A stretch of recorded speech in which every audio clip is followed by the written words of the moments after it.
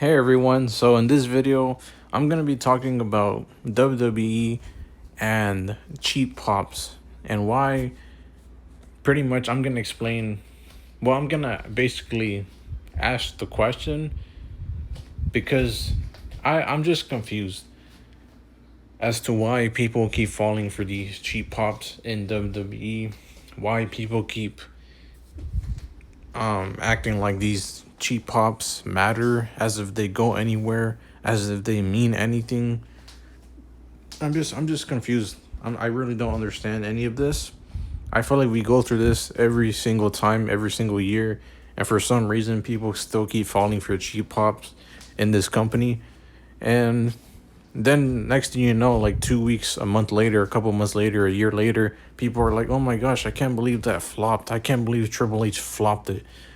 Yeah, like why are you surprised though? This has happened time and time again. Something shocking happens, and then it leads to nowhere. Like this has happened 1,000 times at this point. Why are y'all still shocked by this? Why do y'all keep falling for these cheap pops in this company still? I just don't understand it. Because at the end of the day, well, before I get into it, like, subscribe to the channel if you are new. But, I feel like in this company, that's one of the main things they rely on is a cheap pop to get the fans in the crowd and online all excited, all happy because let's just say a heel turn happened or a face turn happened or a title change happened or some nostalgia character from a couple years ago returned or like someone what's it called, someone is doing some kind of like what's it called, or like this, or we're getting like some like big so-called dream match, right? Like people just fall for all these cheap pops, and I just don't understand why. Like, why do we keep falling for this? I just don't understand it. Like, at the end of the day, this company can do all the cheap pops, and at the end of the day, it'll lead to nowhere. All it is just to get people excited, to get people watching, to get people talking, to get people all riled up in a good way, to make people think that it's gonna go somewhere, to get people watching, so that way they can get more viewership and money and all that, and then it ends up going nowhere. And that's just how it is. That's just what it, like I could give a couple examples for what's it called, Charlotte Flair returning. She returned what, last year, right? She returned sometime, I don't remember when it was, but she returned, and she came back, and okay, she had a cool feud with Tiffany Stratton. But after that had happened, what did she really do? Her return was supposed to be this big moment. Oh my gosh, she's back and she won the Royal Rumble. She's going for the title, and then she lost that, and then immediately was like just doing random matches with like fucking what's it called, the Secret Hervis. Then once that was done, because the crowd was against her and all the fans were against her. All of a sudden they team her with Alexa Bliss, because she was the one getting all the pops, and they wanted her to get some cheers. So all of a sudden, she's now teaming up with Alexa, and she pretty much was chasing the titles, these meaningless titles, the tag titles, for months and months and months, and that's all she was doing, and just doing this stupid whole fucking friendship storyline that they're still continuing. It's not even a storyline. It's just like, oh, we're buddies. Like, they were doing that before they had the titles. They were doing that when they had the tag titles, and they're still doing it right now. They're just doing this whole stupid, oh, we're friends, oh my god, we have each other's back. And then every now and then they might have some like heated argument to make people think, oh, one of them is gonna turn heel, but then none of them do. And then they continue to still go after either the tag titles or some other singles title, and then they don't win that, and that's it. they continue to do other meaningless matches for the rest of, for the other half of it, and it's just like, man, it's like that's pretty much an example of a cheap pop. It's just Charlotte Flair's return, Nikki Bella's return too. Like what has she done since she's came back last year in 2025? Whenever she came back, all she did was like, okay, oh, she's back now. But like then she spent the rest of the year just doing meaningless matches, cutting boring promos, and having no storylines, and pretty much just doing a whole lot of nothing. And she was losing every freaking match that she was in, literally every single feud that she was in, she kept losing. And then she just has a random ass heel turn for a cheap pop, which is another one, right? Another cheap pop, just to turn back face 2 months later just because her sister returned. Like, what? Like, is that how it works? Nikki Bella even said herself she was confused as to why she turned face all of a sudden, like 2 months later. Because you gotta remember, she literally turned heel, and then, like in November of 2025, I remember she turned on Stephanie, and she was there for like a whole month. And after I think, after a week or two after War Games, she just disappeared. Like literally just disappeared in like early December. And she didn't return until like a whole month later. But when she returned, she was a face again. Like literally. It's just so fucking stupid, man. And even Brie Bella's return was a fucking cheap pop. AJ Lee's return was a cheap pop. And I knew that. Like, because I felt like that was probably the one that people were most excited about. Like, people were up in arms about. They were so happy. Like, oh my gosh, AJ Lee's back. And I was just like, bro, like, why? Why are people so excited, man? Like, do people actually believe that she's going to be doing something so cool and something so amazing under Triple H's booking? Like, did y'all not see all these other cheap pop returns, that nostalgia returns that Triple H did, that he did nothing with afterwards after they returned, and just had them be a jobber? Like I said, Charlotte Flair, for example, Alexa Bliss, Nikki Bella, Brock Lesnar, he returned at SummerSlam in 2025. We have all these like cheap pops before AJ Lee had returned, all these nostalgia returns for a cheap pop, and those went nowhere. And yet for some reason people were like so excited, like the most excited I've ever seen some of these fans be. And I was just like, bro, why? AJ Lee's just gonna be like all these other nostalgia cheap pop returns. She's just gonna return and get everyone excited, and then next thing you know, she's just gonna do a whole lot of nothing. Cut boring promos, do meaningless matches, meaningless feuds, and just like pretty much just have a trash run, as a return. And I just knew that was gonna happen, and it did. And so that's why I just didn't understand why people were so excited about her return.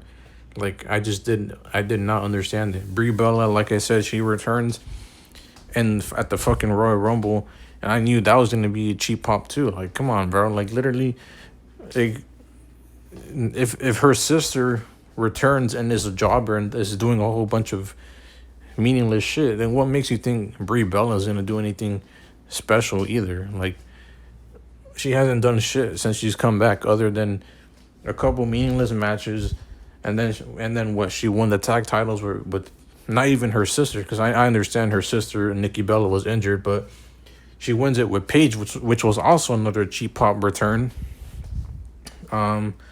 Another cheap pop in general, right? It's just like all these nostalgia people just coming back, and all these people returning in general, like all just for a cheap pop. It's just fucking like, I don't know. I'm just tired of it, man. Like, it's just fucking lame as shit. It's just fucking trash. And for some reason, people keep falling for it.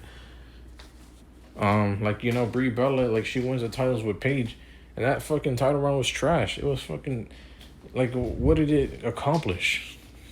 What did it do? You know what I'm saying? Like it meant nothing. Um, and then next you know, Nikki Bella comes back again, just to like this is probably her third return to be honest. But anyways, yeah, she comes back, and all of a sudden she's like, oh, you know, her and Eight Fatal Influence. Let's me and y'all do a match at SummerSlam, a meaningless fucking match. Like no story like this. It's not like this match is for a title. It's not like this match has any like storyline to it. It's just she saw that her friends were getting attacked, and now they're gonna have a match at SummerSlam. Like that shit. Like it's like, bro, they're just like literally throwing anything out there, just with nostalgia characters to get people excited. like I just do not understand how people do not notice these things, right? Um, and then I could, you know, even Baron Corbin, he fucking returns for a cheap pop, and this guy literally, like, he just randomly attacks, you know, Carmelo and Trick Williams, and he's like, "Oh, I'm coming back to take it all." Bro, you said this 1,000 times throughout your whole career, bro. You're a fucking jobber. Um, and it's just like, I don't know, because it's just funny to me, because, like, this guy, I remember Baron Corbin a couple months ago, when Drew McIntyre lost the title, which I haven't talked about Drew in a while. I mean, because he's not here, but you know, since he's not in the company, and I'm actually planning to change my fucking profile picture and my freaking background picture of my channel to something else. I know the profile's gonna be with another picture of Drew, but like I don't know what the other picture's gonna be. I don't know. I guess I have to think about it. But anyways, whenever Drew McIntyre had lost the title, I remember I saw Baron Corbin. He was replying to this fan on Twitter saying that, like, because this fan on Twitter was like, oh, I don't want to see Nick Aldis versus Drew. Like, if I was Drew, I wouldn't do it because it's just like, bro, I was literally, I could have walked into WrestleMania champion and now I'm going to be wrestling a fucking general manager. Like, come on. Like, I wouldn't want to do that if I was Drew. And then Baron Corbin responds like, oh, well, good thing you're not the one that's like, good thing you're not Drew McIntyre because Drew McIntyre is just doing what he has to do, what's best for business, and he's just doing, and you know, he's still making millions of dollars, and it's like, bro, this is why you were a fucking jobber for your whole fucking career, man, because you and all these fucking people in the roster that kiss Triple H's ass, and even Vince McMahon's ass, like, you guys literally would do that, and in the end, it meant nothing because all y'all were doing was just trying to suck up to them so that way I wouldn't lose your job.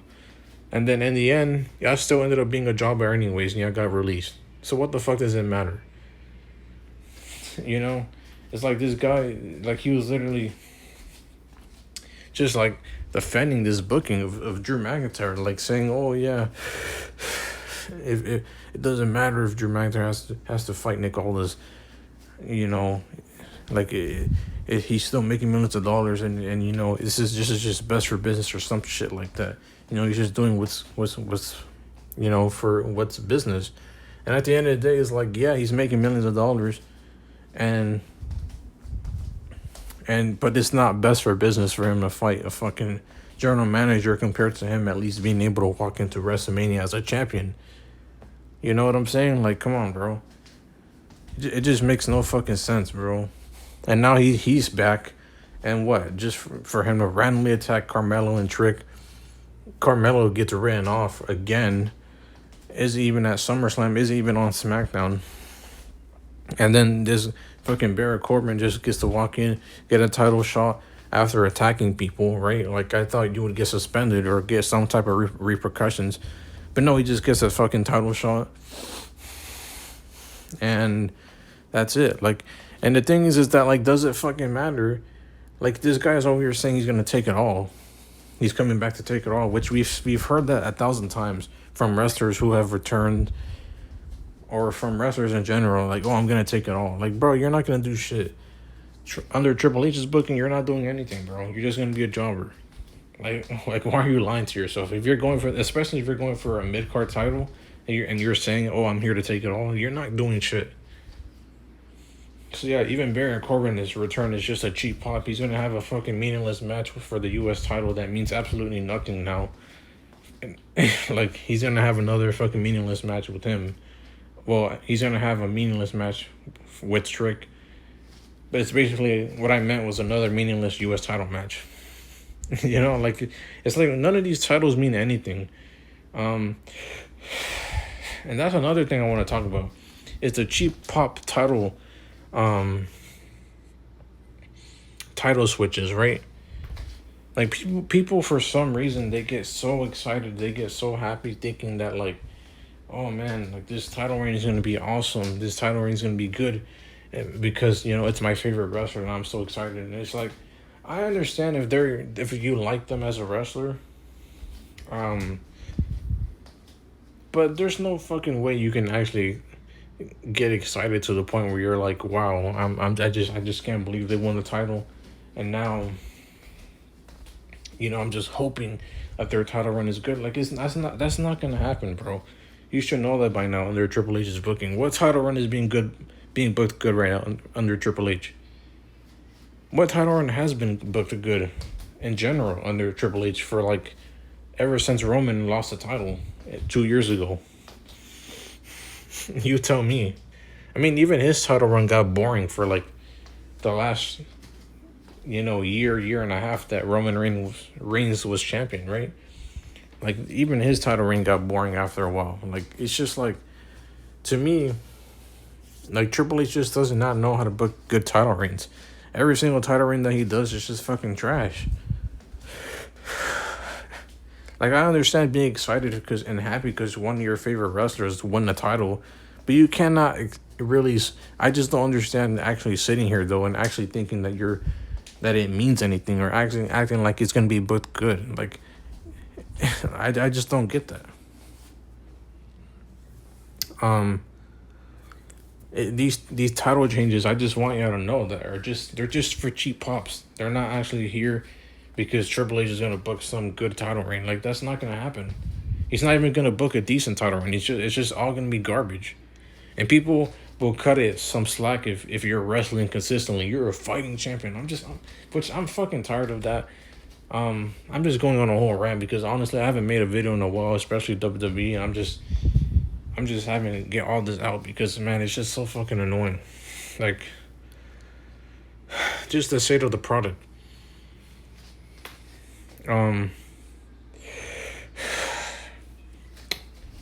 What was I saying? Oh yeah, like people will get like this fighting champion stuff. It's just so lame, so repetitive, so just lazy. Like, oh, I'm gonna be a fighting champion, which most of the time that's not even true. But even when it is true, like, and you've heard this a thousand times under this Triple H era. First of all, second of all that means is you're just gonna be wrestling consistently, yes, which is a good thing. But at the end of the day, you're just gonna be wrestling meaningless matches every fucking week or every 2 weeks, and pretty much having no storylines and cutting no good promos. That's literally all it's gonna mean. It's just like when I hear the whole fighting champion thing, I just roll my eyes because it's so fucking repetitive. It's so boring. It's so lazy. And at the end of the day, that just tells me that their title reign is just gonna be booked with like meaningless fucking matches that are gonna be quote unquote bangers. Like, okay, and I don't care about a good match. I care about good storylines, good promos, like good charisma, good personality. It's not just about the fucking matches, bro. That's like the least important thing. Like, it's actually connecting with the fans, actually like entertaining. Like, it's called World Wrestling Entertainment, not World Wrestling, But for some reason, for these fans, like these days, I don't know. It's just like all of a sudden, like if you wrestle consistently, you're a fighting champion. Like, all of a sudden, that means anything to these fans. Like, all that means is you're just gonna be wrestling a whole bunch of meaningless matches. You're not gonna have any storylines. And all you're gonna be doing is just putting on good matches and wrestling consistently. But are you gonna have any fucking personality? Are you gonna have any fucking good promos? Are you gonna have any interesting storylines? No. None of that. All of that is gonna be non-existent. You know what I'm saying? Like it's not. I just yeah, man. Having a fucking being a fighting champion means nothing. It literally means nothing. Carmelo Hayes was wrestling consistently when he was U.S. champion, and it meant nothing. So was Ilya Dragunov. So was Sami Zayn. Um, like being a fighting champion doesn't mean shit. All it means is you're just gonna be fucking wrestling meaningless matches every fucking week or almost every week, and putting on bangers. You know, it's like that's all it is. Like who gives a fuck? Like, why the fuck does that matter? Like I do not understand that. It's I just really I really don't get that. So yeah, it's like at the end of the day, um, these fucking title runs in this company mean nothing. These titles are meaningless. Like you could be you could be the fucking, you can be literally, um, what's it called? The undisputed champion, right? Which is literally the number one title in the company, and it's not gonna mean shit because all it is just it's gonna be either the same people having the championship, the same boring people, or it's gonna be a new boring person carrying the championship. Um, and that's it. You know, the thing is that like and as well is that like these championships, not only are they meaningless and boring, but like I feel like when they try to do the whole fighting champion shtick, they try to do that, right? That's their whole shtick. But it's like even that, it's just like a lie half the time because like fucking CM Punk said he was gonna be a fighting champion, but this dude literally had like what, 3 title defenses before he had fought Roman Reigns, or I think he had like 4 of them. And then within the span of like what, 5 months, 4 title defenses in 5 months, literally. And then even Roman Reigns, when he was like, "Oh, I'm gonna be a fighting champion. I'm gonna be here every week. I'm gonna be full time." Which, for the most part, the whole full time thing, it has been consistent. But this guy has only had like 2 title defenses, like this, like, and he's won the title like months ago, and like literally like 3 months ago. So how exactly is Roman Reigns a fucking fighting champion? How is CM Punk a fighting champion? And most of these people aren't even you can't even say are fighting champions because like Liv Morgan hasn't even defended the titles since she's won it like 3 months ago, and now she's probably gonna lose on her first fucking title defense. Her first fucking title defense against Io Sky, and she's gonna probably immediately lose it because she's already held it for months. And usually on your first title defense you don't lose, but just seeing how Liv Morgan has been booked, and considering Io Sky, it's always the same woman winning these titles and the same men winning these titles. That's why and it seems like Io Sky is also one of Triple H's favorites, so it's obvious at this point that she's gonna win the title. Stephanie Vaquera is probably gonna fucking interfere. I can just guarantee it, bro. She's gonna interfere. She's gonna cost Liv Morgan the fucking match. And then they're gonna continue that stupid ass feud. Because remember, the Judgment Day are the ones that took her out. And they teased a whole nother fucking feud between them. And this time it's just not gonna be for the title. It's like bro, it's so fucking stupid, man. Like man, this fucking company's so fucking trash, man. But yeah, it's like they're literally gonna have Liv Morgan lose on her first title defense. Instead of booking her title reign good before she had lost it, they could have, and before giving it back to Io Sky after having she literally just had a title reign last year. She had a title reign I think a couple years before that, and none of them have been good. And now she's gonna win another title. But they could have at least booked Liv Morgan's title reign good, you know, and at least had her wrestle a couple matches consistently. But no, they didn't. So there's literally nothing to Liv Morgan's championship reign at all. Like, you can't even say she's a fighting champion either. You know, what's it called? So yeah, these like title changes are also just cheap pops. You know, like it doesn't mean anything. You can win a title these days, and you're just gonna do a whole lot of nothing afterwards. You're just gonna be having meaningless matches every now and then, and for the most part, just meaningless matches that have nothing to do with your title at all, and with no storyline, and with no good promos, no charisma, no nothing. Like that's just how these title reigns are. So when people get excited because, oh, this person won the title, it's just like like, how do y'all just keep falling for this? It's just a cheap pop, just to get you excited, to make you think, oh my gosh, their title reign is gonna be so amazing, but then it ends up being trash. Then y'all are wondering like, oh my gosh, I can't believe Triple H flopped it. Like, of course he did. He does this every time. He'll do a cheap pop, and then he'll flop it. That's just what he always does. Why are you surprised?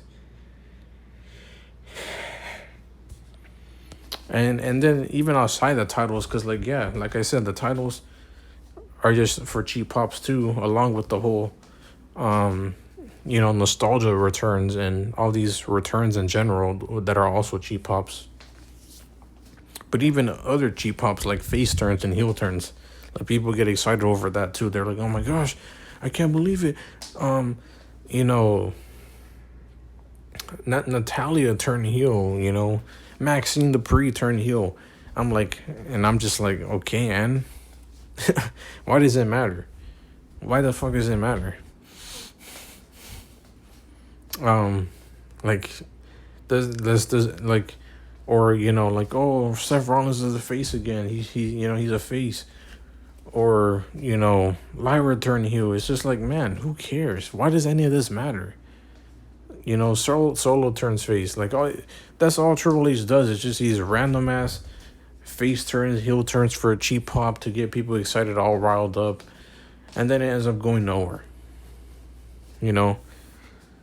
These like heel turns and face turns mean nothing anymore. Especially when you just see like people being booked as these like middle ground, like gray area characters. Like, Triple H likes to book these people as these like gray area characters, but still portray them as like whatever they're supposed to be, whether it be a face or a heel. It's just so fucking stupid.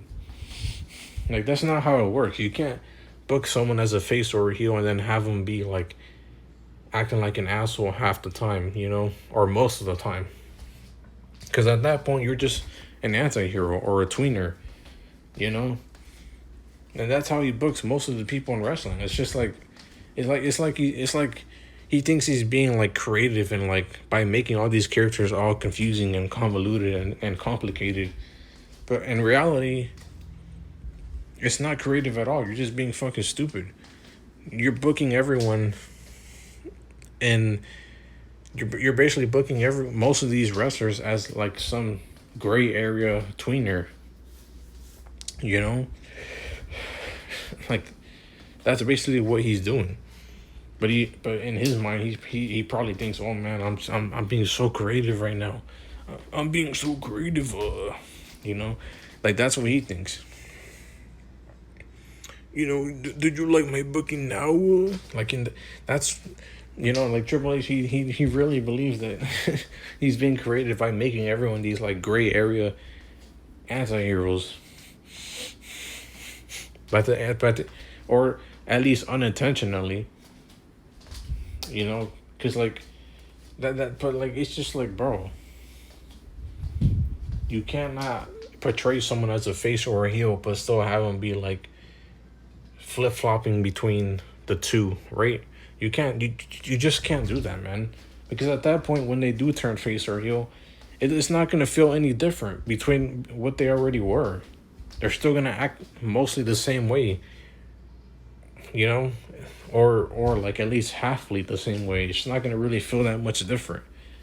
Like it's like for Sami Zayn example, for example, and the Bloodline. They basically are just like these like gray area tweener characters along with Roman Reigns. They just have these like heelish side to them. Like they're and Solo and Royce Keys and LA Knight are the fucking faces. You know, Solo's all of a sudden a face. Um and he's gonna be wrestling a fucking another bloodline match, and LA Knight's gonna be wrestling another bloodline match. Royce Keys hasn't wrestled the bloodline, but it's like, does any of this fucking matter though? This like it's like, bro, like it's literally just a random ass fucking tag team match that they just threw together with just three people for no fucking reason. Like, why didn't Royce Keys immediately confront Jacob Fatu when he bowed down to Roman Reigns?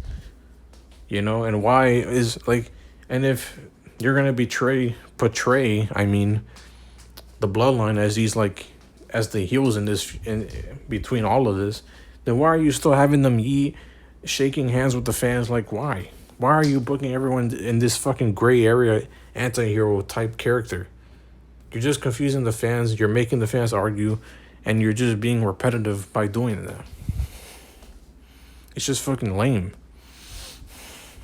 Don't get me wrong, I like the anti-hero tweener characters more than the face or heel characters. That's why I like Drew McIntyre. That's why I like, you know, like Kevin Owens.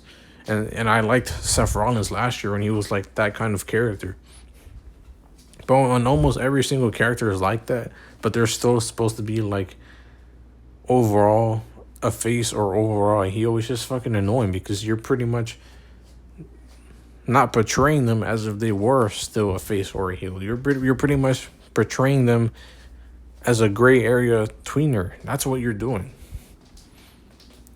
You know, it's just not clever to do it that way. So yeah, it's like you just get all these random ass cheap pop heel turns, face turns that go nowhere.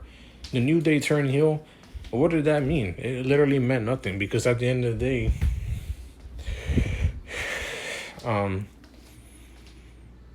you know, they turn heel, and then they just like do a whole bunch of meaningless matches. They win the tag titles, lose them like a month later. Do a whole bunch of other meaningless matches, cut boring promos, barely show up on TV. Just mourning every single fucking week for months and months and months about their tag titles that they lost, that they never even try to go after again for some reason. And then, you know, fucking Xavier gets injured, and then a couple months later, they get released. You know, like that's literally what happened. It's just like, bro, what the fuck was the point of them turning heel then? It was just a fucking cheap pop, like I said. Lyra turning heel was a cheap pop too. Like right now, literally, what's it called? She's like teasing that she's gonna go for Sol Ruka's title. Like, bro, we literally saw you go after her title like 1,000. I mean, not her title, but just the IC title 1,000 times, bro. Like, how many times are you gonna go after that title? It's just the same shit with her character. Like, she literally turns heel and nothing changes about her. She's just like, she's just going after doing the same shit pretty much. And she just turns heel for a cheap pop. Like, it means nothing. You know?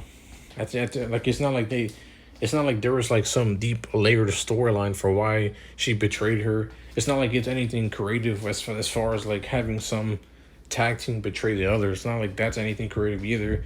It's not like it really is going anywhere. And I knew it wouldn't, because like I said, it's just another cheap pop face turn or heel turn. You know, like she literally says, "Oh, you've been holding me back." Like, wow. So impressive, so creative. Like, we haven't heard that 1,000 times. Like, if we haven't seen tag teams split up and betray each other 1,000 times, as if we haven't seen that motive 1,000 times. Like, bro, it's just so fucking lame.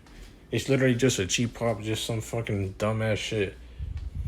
And then with it not being true, it's like you pretty much it's like I get that they're trying to make her a delusional heel, but at the same time,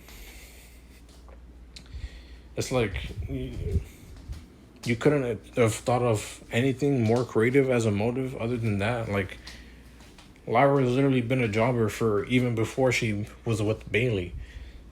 So it's like it's not like Bailey all of a sudden made her a jobber. She's been a jobber, you know. Like the only time she had momentum was when she was facing Becky. That was it. After that feud was over, she went back to being a jobber again. And she stayed like that. And she still is like that. I mean, like, come on, bro. Maxine Dupree randomly turns heel. And then what okay, Anne. She's with the Vision now. Cool. Why does it matter? Especially when you just literally had Maxine the week before belittling Chad Gable for betraying Alpha Academy. Just for you to have Maxine Dupree betray Alpha Academy like 2 weeks later, 3 weeks later. Like what? At that point, you're not even like, it's just like, bro. I don't know, man. These fucking storylines are so stupid. And most of the time, it's not even a storyline. It's just some stupid decisions being made. But yeah, like she turns heel, and like people were so excited about her turning heel. But what has she done so far since then? Other than like interfere in a couple of meaningless matches between her and the Vision for the tag titles, or because the fucking Otis and Tozawa, I think the week before, were like fighting the Vision after they beat someone else for the tag titles or whatever. Then they come out and try to fight them, and then they get beat up, and then now this week on Raw they were fighting them for the tag titles. Like Maxine Dupree is just there pretty much, just interfering in the matches, but that's it. I don't know, man. What other face turns, heel turns, cheap pops can I think of as well? Like, even just like, what's it called? Jacob Fatu, right? He turns face. Just for what? For what reason? He turned face for what? He betrayed Solo Sikoa for what? Because now you're in a situation where both him and Solo, well, he's kind of like, Jacob Fatu is pretty much like a heel. He's kind of like in the middle, like between face and heel, but he's supposed to be the heel in the feud that he's in with Solo. So now the roles have pretty much reversed. Now Solo's the face, Jacob's the heel. But you literally just had him be a face, turn face like a year ago. So what the fuck was the point? Because it's not like it meant anything, because after that, he just, he betrays Solo and has a meaningless face run afterwards. Just does a couple meaningless matches. Has a random ass feud with Drew McIntyre before getting written off in October 2025 for his dental thing. And then comes back, has another meaningless match with Cody Rhodes and Drew McIntyre. And then he goes, and then he has another meaningless title match with Roman Reigns, just randomly gets a title match.